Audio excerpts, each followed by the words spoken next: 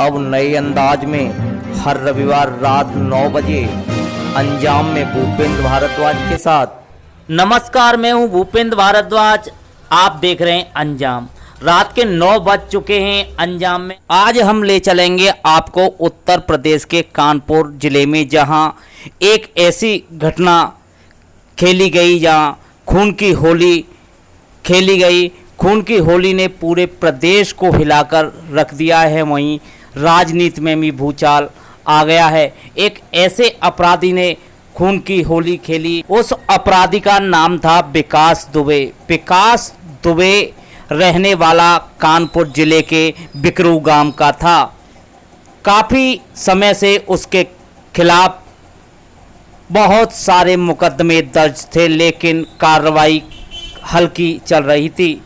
कई मर्डर के मुकदमों में जेल भी जा चुका है। खनन माफिया से लेकर हत्या तक के मुकदमे दर्ज थे। जिस रात विकास दुबे को पुलिस पकड़ने गई तो उसने पहले से ही जाल बिछा कर रख लिया और पुलिस पर फायरिंग कर दी, जिससे पुलिस के 8 जवान मौके पर ही शहीद हो गए और लगभग इतने ही घायल हो गए। घटना ने पूरे प्रदेश को हिलाकर रख दिया, जिसमें एक मोहब्बत की नगरी आगरा का बिलाल शहीद हो गया। जो तस्वीर आप देख रहे हैं वो बिकरू गांव की है। यहाँ पुलिस खड़ी है, वो भी बिकरू गांव में है। ये उत्तर प्रदेश के डीजीपी हैं, जिन्होंने मामले को गंभीरता से लेते हुए पुलिस अधिकारियों को आदेश दिए हैं कि आसमान में हो या ज़मीन में विकास दुबे को जिंदा या मुर्दा पकड़ा जाए। पहले तो विकास दुबे पर 50,000 रुपये का इनाम घोषित किया, लेकिन अब उस अपराधी पर 1 लाख रुपए का इनाम घोषित कर दिया गया है। लेकिन अपराधी कहाँ है, अभी इसकी कोई भनक नहीं है। नमस्कार, मैं हूं भूपेंद्र भारद्वाज। आज हम आपको अंजाम में दिखाने जा रहे हैं उत्तर प्रदेश के कानपुर में जिस तरह से घटना को अंजाम दिया गया। ये बिकरू गांव की घटना थी, जिसने पूरे प्रदेश को हिलाकर रख दिया है। पूरे प्रदेश में हाहाकार मचा हुआ है।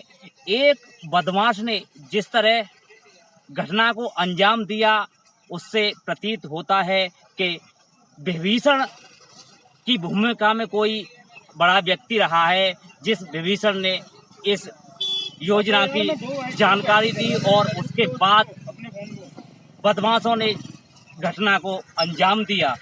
आगरा जिले के फतेहाबाद क्षेत्र का एक बबलू सिपाही जो कानपुर में शहीद हो गया, उसके बाद उसका शरीर गांव पहुंचा तो हजारों की संख्या में लोगों ने गांव की तरफ दौड़ लगा दी।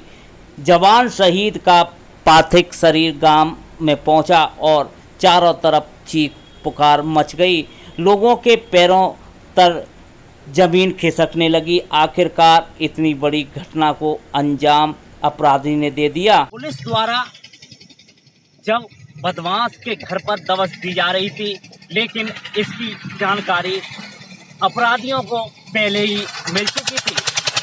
अपराधियों को जानकारी इतनी सटीक थी कि पुलिस दबिश देने आ रही है, लेकिन दबिश से पहले ही विभीषणों ने बदमाशों तक सूचना दे दी। सूचना के बाद क्या हुआ ये तो आपके सबके सामने ही है। जिस तरह से गांव की बिजली काट दी गई और खाकी पर हमला बोल दिया गया, जिसमें 8 पुलिस जवान तो मौके पर शहीद हो गए, लेकिन उसमें इतने ही गंभीर हो गए।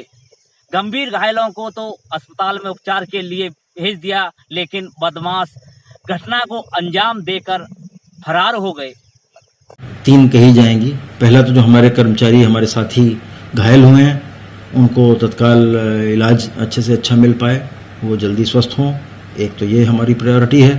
दूसरी प्रायोरिटी इस ऑपरेशन को जो कंटिन्यू कर रहा है, करते हुए न केवल इस अपराधी वरन इसके जो साथी हैं जो इसमें शामिल रहे हैं, उनके खिलाफ कार्रवाई करना हमारी दूसरी सबसे बड़ी प्रायोरिटी है।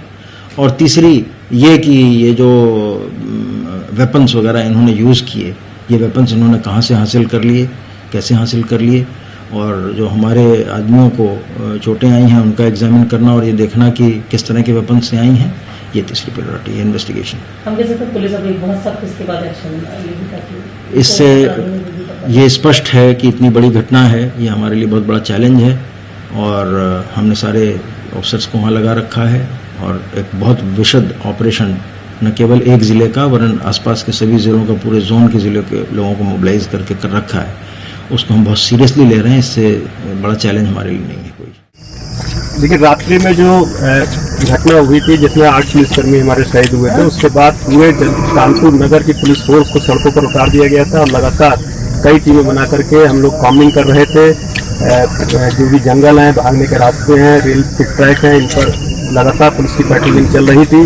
इसी कॉम्बिंग के दौरान आज सुबह जो है अपराधियों की पुलिस से मुठभेड़ हुई। अपराधियों ने पुलिस के ऊपर अंधाधुंध फायरिंग करी, जिसमें हमारे 2 पुलिसकर्मी घायल हुए। जवाबी गोलीबारी में 2 अपराधी मारे गए हैं और उनके पास से वो हथियार बरामद हुए जिससे रात्रि के समय में उन्होंने पुलिस पर गोली चलाई थी। और एक पिस्टल जो हमारे पुलिसकर्मियों के लिए लूट ली थी, वो भी इन अपराधियों से बरामद हुई है।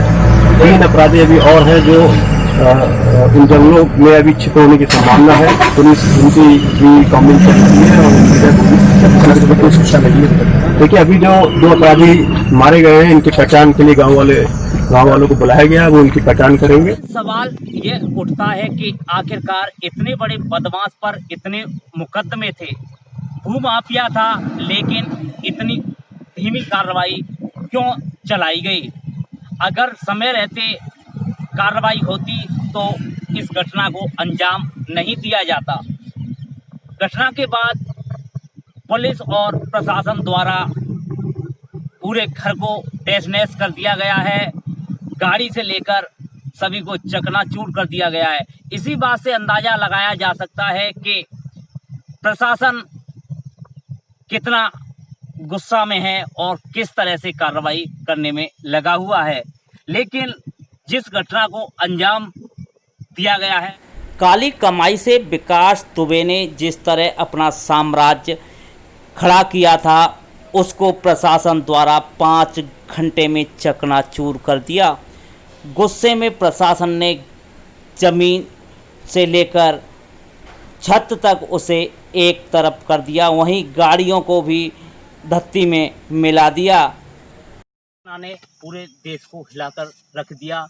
तो वहीं इस गांव की हुई घटना में अनेकों बहनों के भाई चले गए, तो किसी का पिता चला गया, तो किसी का सुहाग उजड़ गया।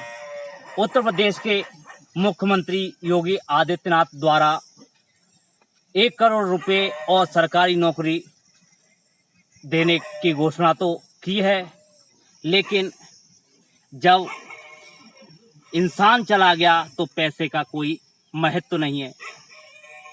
मुख्यमंत्री ने यह भी कहा कि शायद की कोई कीमत नहीं होती, लेकिन जो भी नियम है उसके आधार पर सब कुछ सरकार को करना है। लेकिन घटना ने पूरे प्रदेश में हाहाकार मचा दिया है, तो वहीं राजनीति में भी भूचाल आने लगा है। घटना में शहीद हुए बबलू की जब जानकारी गांव में पहुंची तो पूरे गांव में कोहराम मच गया। बच्चे से लेकर बूढ़े तक के आंख में आंसू आने लगे। परिवार में कोहराम मचने लगा तो चारों तरफ सन्नाटा छाया हुआ था। आखिरकार घटना इतनी बड़ी थी जिससे पूरे प्रदेश में चीख पुकार मच गई।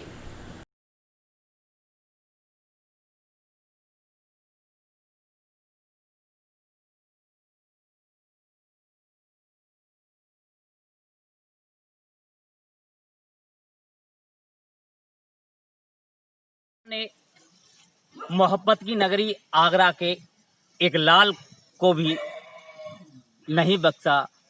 बबलू नाम का सिपाही फतेहाबाद क्षेत्र का निवासी था, जो भी शहीद हो गया। इस घटना में कई जवान शहीद हो गए और पूरे घर में कोहराम मचा हुआ है। तिरंगे में लिपटे ये वो जवान हैं जो कानपुर घटना में शहीद हुए हैं। कानपुर घटना के बाद प्रदेश हिलाकर रख दिया है। चारों तरफ एक ही चर्चा है, कानपुर की घटना। दुबे नाम का अपराधी इतना बड़ा अपराधी था कि जिसकी सत्ता आती उसी सत्ता में चला जाता। कई पार्टियों का नेता रह चुका है, लेकिन पुलिस प्रशासन उस पर शिकंजा नहीं कस सका। अगर समय रहते शिकंजा कस जाता तो इस घटना को अंजाम नहीं दिया जाता, लेकिन प्रशासन द्वारा उन विभीषणों को हिरासत में ले लिया है जिन विभीषणों ने इस घटना में भूमिका निभाई थी। अब देखना ये होगा कि उन विभीषणों पर क्या कार्रवाई होती है। ऐसे उत्तर प्रदेश में एक अपराधी नहीं है, सरकार द्वारा 33 अपराधियों की लिस्ट जारी की गई है, जिसमें कार्रवाई के नाम पर कुछ नहीं लिखा है। इतने बड़े अपराधियों पर अगर अंकुश नहीं लगाया गया तो ऐसी घटना से इनकार नहीं किया जा सकता।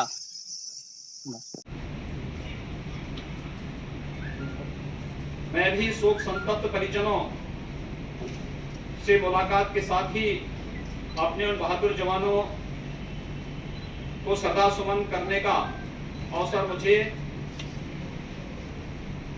और मेरे सहयोगी उप मुख्यमंत्री श्री केशव प्रसाद मौर्य जी को और अन्य सहयोगी मंत्रियों को, जनप्रतिनिधियों को प्राप्त हुआ है। मैंने परिजनों को भी इस बात के लिए आश्वस्त किया है कि हम लोग इस दुख की घड़ी में उनके साथ में हैं।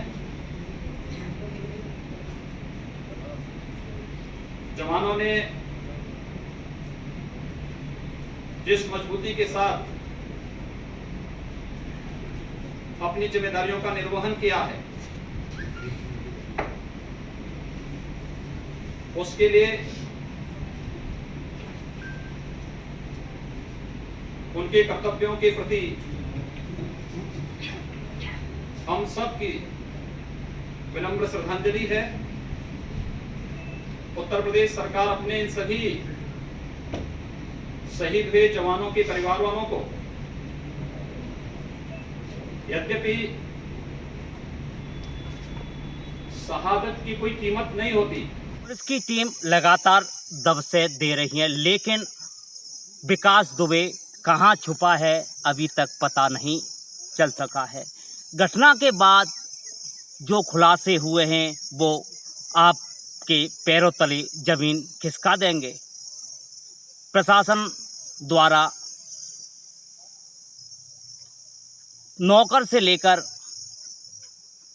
सभी जान पहचान वाले, संपर्क में आने वाले लोगों को हिरासत में ले लिया है और वहीं पूछताछ जारी है, लेकिन खुलासा लगातार जारी है।